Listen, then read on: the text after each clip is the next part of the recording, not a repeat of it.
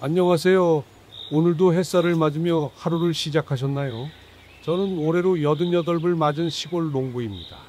제 이야기를 이렇게 누군가 들어준다니 참 고맙고 신기합니다. 사람들은 저를 보면 놀랍니다.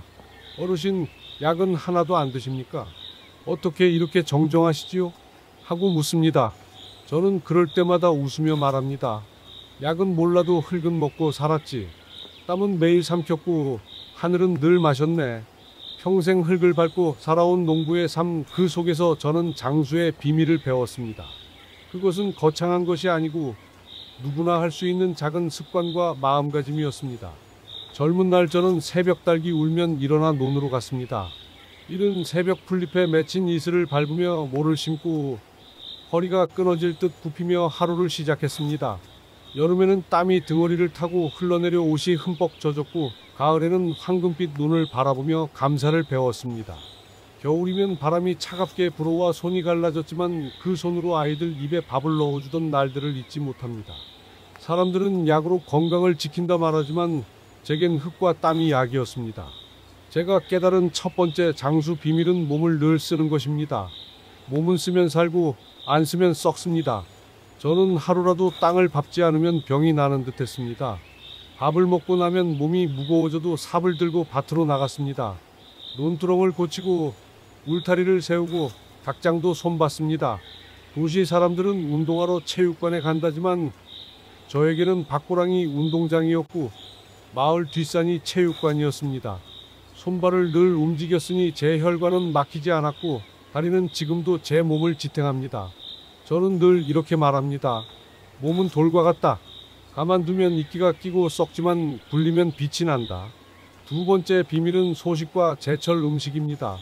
젊은 시절에는 가난해서 배불리 먹을 수 없었고 나이 들어서는 배부르면 속이 더부룩해 소식하게 되었습니다. 그러나 그것이 제 건강을 지켜준 셈입니다. 봄에는 달래와 냉이를 뜯어 국을 끓였고 여름에는 오이랑 토마토를 씻어 그대로 먹었습니다. 가을에는 고구마를 구워 먹었고 겨울에는 김장김치에 뜨끈한 죽 한 그릇이면 충분했습니다. 도시 사람들은 고기를 많이 먹어야 힘이 난다 하지만 저는 흙내음 나는 나물이 더 큰 힘이 된다고 믿습니다. 어느 날 도시에서 온 친척이 제 밥상을 보고 이렇게 먹고 어떻게 일을 하십니까? 하고 물었습니다. 저는 웃으며 대답했습니다. 많이 먹는다고 힘이 나는 게 아니다.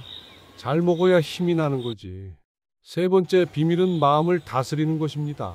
저는 큰 욕심을 내본 적이 없습니다. 옆집이 소를 2마리 키워도 저는 1마리면 충분했습니다. 남이 새 옷을 입어도 저는 헌 옷 기워 입으며 살았습니다.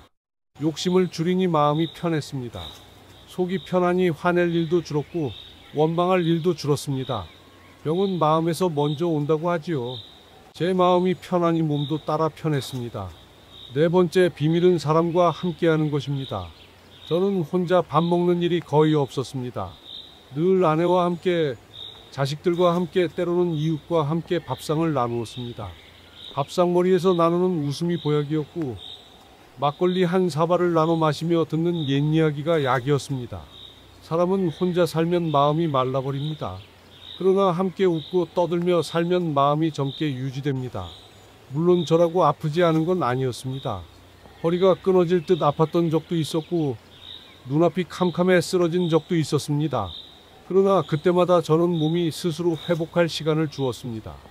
흙냄새를 맡고 하늘을 올려다보고 마음을 다잡으며 기다렸습니다. 신기하게도 몸은 스스로 회복했습니다. 약보다 강한 힘이 몸 안에 있다는 걸 저는 알게 되었습니다. 사람들이 제게 장수 비밀을 묻습니다.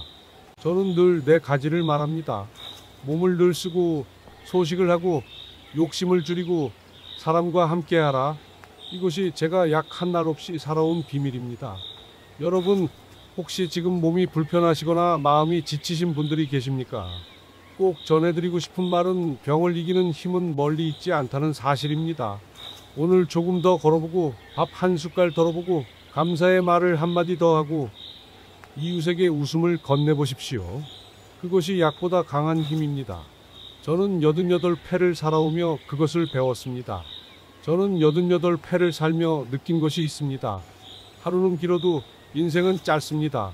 그런데도 많은 이들이 인생을 너무 서두르며 삽니다. 빨리 벌고 빨리 먹고 빨리 쓰고 빨리 늙어갑니다. 그러나 흙은 다릅니다. 씨앗을 뿌리면 금세 싹이 나는 게 아닙니다. 흙 속에서 오랫동안 버티고 겨울을 이겨내고 봄비를 맞고 나서야 비로소 싹이 납니다. 사람의 삶도 그렇습니다.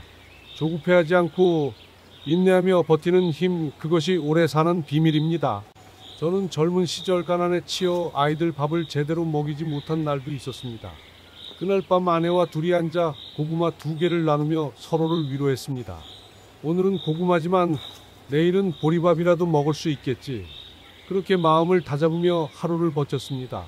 지금 생각하면 그 작은 위로와 믿음이 우리 가족을 살렸습니다. 이웃과의 인연도 큰 힘이 되었습니다. 예전에 논에 물길이 막혀 농작물이 다 말라가던 적이 있었습니다. 그때 옆집 영감님이 자기 논 물길을 터주며 이렇게 말했습니다.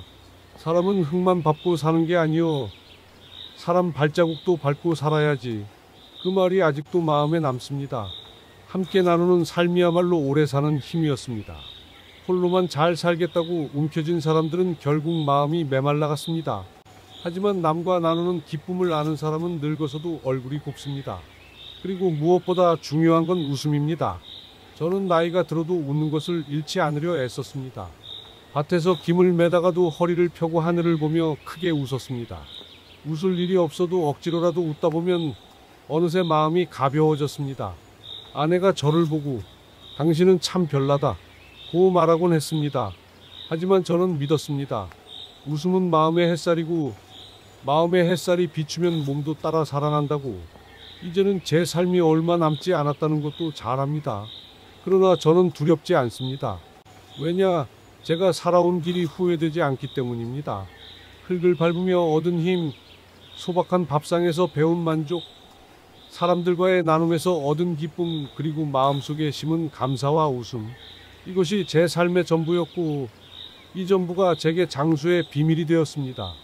여러분, 혹시 지금 힘겨운 시간을 지나고 계신가요? 혹시 몸이 아프고 마음이 지쳐 있습니까? 그렇다면 제가 드린 이야기를 기억해 주시기 바랍니다. 몸은 쓰면 살고 욕심을 줄이면 마음이 편하고 소박하게 먹으면 속이 편하며 사람과 웃음을 나누면 마음이 젊어집니다. 그리고 무엇보다 기다림 속에서 얻는 열매가 있습니다.